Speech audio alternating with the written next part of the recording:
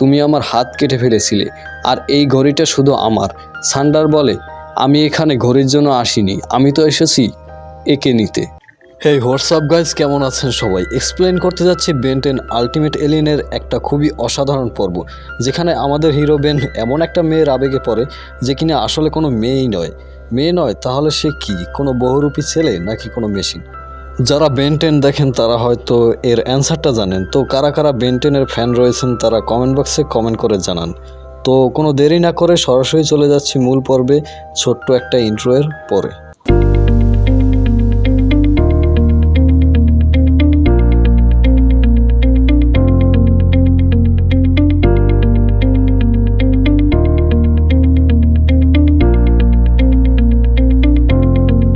গল্পের শুরুতেই দেখি আমাদের বেন ও কেভিন ভাইয়া গাড়ি চালাচ্ছিল। তারা এটা নিয়ে তর্ক বিতর্ক করতেছিল যে কে আগে পৌঁছাবে, যে শেষে পৌঁছাবে তাকে আজকে খাবার রান্না করতে হবে। বেন ছিল একটা গাড়িতে, গোয়েন কেভিন এই দুই নিব্বে ছিল অন্য গাড়িতে। দুর্ভাগ্যবশত জুলি, যে আমাদের হিরোর গার্লফ্রেন্ড, তাকে তারা সাথে নিয়ে আসেনি, কারণ বেনের সাথে তার রাগারাগি হয়েছে। হঠাৎ করে তাদের পাশ দিয়ে একটা স্পেসশিপ আকাশ থেকে ল্যান্ড করে। ভিতর থেকে একটা মেয়ে বের হয়। মেয়েটির কিছুই মনে ছিল না, কি তার নাম, কি তার পরিচয়, তার বাবা মাকে।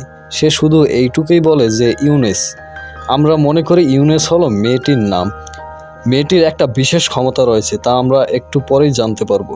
কেভিন বলে, আমাদের ট্রিপটা এখানেই বাদ দেই এবং এই মেয়েটাকে প্লাম্বার্সদের হাতে তুলে দেই। হতে পারে এটা কোনো এলিয়েন। কিন্তু ইউনেস বলে, আমি তোমাদের সাথে থাকতে চাই। হতে পারে আমার স্মৃতি ফিরে এলো। কেভিন এখানে মত না দিলেও বেন ও গোয়েন মত দেয়, যার কারণে তারা ইউনেসকে তাদের সাথেই নেয়। বেন কিন্তু এখানে প্রথম দেখাই এই মেয়েটির লাট্টু হয়ে যায়। তারা একসাথে জঙ্গলের দিকে ট্রিপে যায়। কোয়েন কেভিনকে ধমক দেয় যেন ভুলেও ওই মেয়েটির দিকে না তাকায়। বুঝতে হইবে ভাই, মাইয়া মানুষ একটু তো জেলাস ফিল করবেই। ওদিকে বেন ইউনেসকে জিজ্ঞেস করে যে পশু পাখিরা তোমার এত ঘনিষ্ঠ হয় কিভাবে। ইউনেস বরাবরের মতোই জবাব দেয় যে আমি কিছুই জানি না। তারা সকলে মাছ ধরে, যেখানে বেন পিছলে পড়ে যায়, যেটা দেখে আমাদের ইউনেস চাচি হাসি থামাতে পারে না। রাত হয়ে যায়। বেন তার দাদু গ্র্যান্ডপা ম্যাক্সের গল্প শোনাচ্ছিল সকলকে। সে ইউনেসের হাত ধরে এবং একান্তে ঘুরতে যাওয়ার জন্য ইউনেসকে অফার করে। ইউনেস রাজি হয়ে যায়, কিন্তু গোয়েন বেনকে আটকায় এবং বেনের হাত ধরে একটু দূরে নিয়ে গিয়ে জিজ্ঞেস করে জুলির কি হবে। বেন বলে, জুলি নিজেই আমার সাথে ব্রেকআপ করেছিল। কোয়েন বলে যে জুলি তোমার সাথে ব্রেকআপ করেনি, জাস্ট এইটুক বলেছিল যে তুমি জুলিকে ঠিকমতো সময় দাও না। কিন্তু বেন ওর কথা শুনে না, ইউনেসকে নিয়ে ঘুরতে চলে যায়। হাঁটতে হাঁটতে ইউনেস বলে, হয়তো আমার বাবা মা আমাকে খুঁজতেছে। তারা হঠাৎই রাস্তা ভুলে যায়। বেন বলে, আমি হালকা পাহাড়ের উপরে উঠে দেখি। নিচে ইউনেস ঝোপের মধ্যে কিছু একটা অনুভব করতে শুরু করে।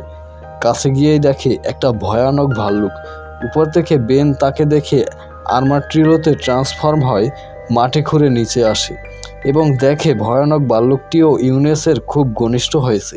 আমরা এখানে ইউনেসের একটা অ্যাবিলিটি সম্পর্কে বুঝতে পারি যে পশু পাখিরা তার খুব ঘনিষ্ঠ। তখন আমরা ওই স্পেসশিপটাকে দেখি, যেখানে সার্ডার নামে একটা ভয়ানক অপরাধী আসে।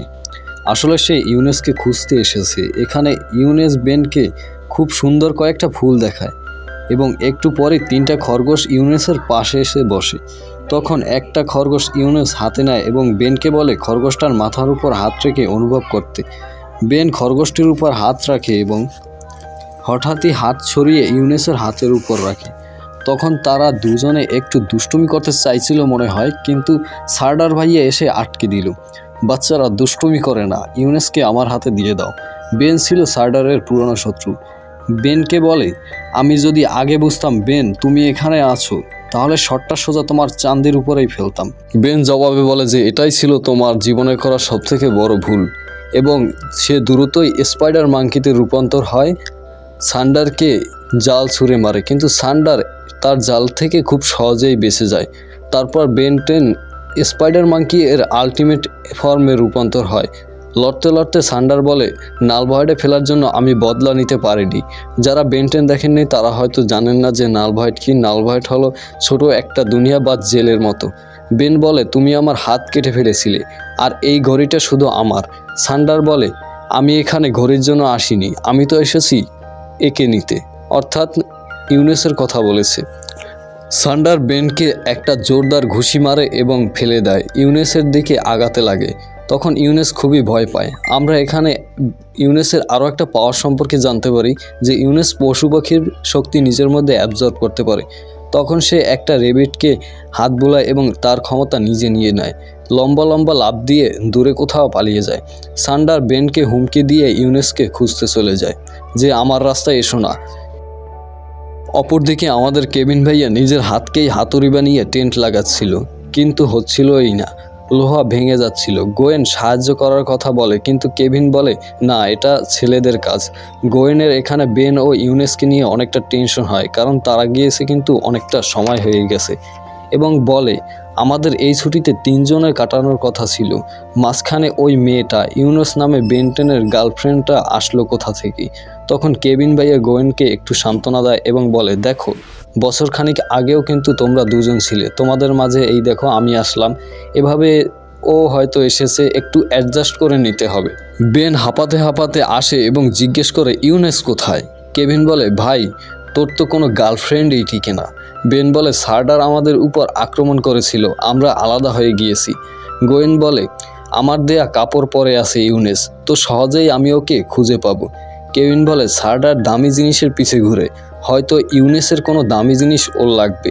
কোয়েন তার পাওয়ার ব্যবহার করে এবং ইউনেসের লোকেশন ট্র্যাক করে। তারা খুঁজতে খুঁজতে ইউনেসকে একটা পাহাড়ের উপর পায়। সে খুব কান্না করতেছিল। তারা কথা বলতেছিল যে ইউনেস তোমার থেকে সার্ডার কি চায়? ইউনেস বলে আমি কিছুই জানি না, আমার খুব ভয় লাগতেছে। উপর থেকে সার্ডার তাদের উপর আক্রমণ করে এবং বলে তোমাদের ভয়েই পাওয়া উচিত। এখানে বেন এনার্জিতে ট্রান্সফর্ম হয় এবং পাল্টা আক্রমণ করে। এখানে বেন, কেভিন, গোয়েন 3 জনে মিলে একসাথে সার্ডারের সাথে লড়াই করে, কিন্তু এক পর্যায়ে দেখা যায় সার্ডার তাদের 3 জনকেই হারিয়ে ফেলতেছিল।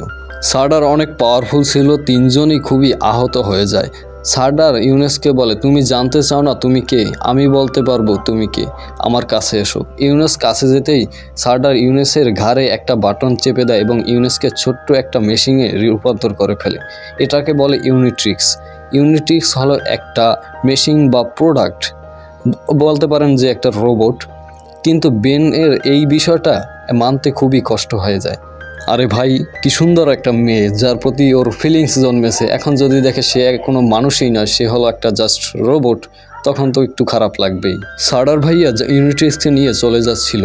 এখানে তার কাজ হলো এই ইউনিট্রিক্সটা অন্য কোথাও ডেলিভারি করা। বেন ক্যানন বলে রূপান্তর হয় এবং তাকে জোরদার একটা ধাক্কা দিয়ে পানিতে ফেলে দেয়। এখানে একটা খুবই দুর্দান্ত ফাইটিং সিন দেখানো হয়, তারা একে অপরকে খুবই গুরুতরভাবে আহত করতেছিল। তার পরপরই এন্ট্রি হয় আমাদের গোয়েন এবং কেভিনের। তারা একসাথে সার্ডারের সাথে লড়াই করে এবং এক পর্যায়ে সার্ডারের থেকে ইউনিট্রিক্সটা ছিনিয়ে নেয়। তারপর তারা এটা নিয়ে জিজ্ঞেস করে যে এই ইউনিট্রিক্স থেকে ইউনেসকে কিভাবে মানুষ রূপে রূপান্তর করব। তখন বেন বলে এটা যদি অমনিট্রিক্সের মতো হয় তাহলে তার মতোই হয়তো কাজ করবে। তখন তারা এটাকে অমনিট্রিক্সের মতো করেই ইউনেসকে আবার মানুষ রূপে ফিরিয়ে আনে। সার্ডার ভাইয়া ইউনেসের উপর আক্রমণ করতে যায়, কিন্তু ইউনেস একটা সাপের পাওয়ার নিজের মধ্যে অ্যাবজর্ব করে এখানে সার্ডারকেই গুরুতরভাবে ঘায়েল করে দেয়। ইউনেস এখানে সার্ডারকে জিজ্ঞেস করে বলো কে আমি, কে আমার বাবা মা? তখনই এখানে এন্ট্রি হয় অ্যাজমাথের। অ্যাজমাথ হলো এই ইউনিট্রিক্সের ক্রিয়েটর। সার্ডারকে পাঠিয়েছিল ডেলিভারি করতে। সার্ডার এর পরিবর্তে কিছু মোটা অঙ্কের টাকা পেত। এখানে অ্যাজমাথ সবাইকে বলে তোমরা কি ফুল?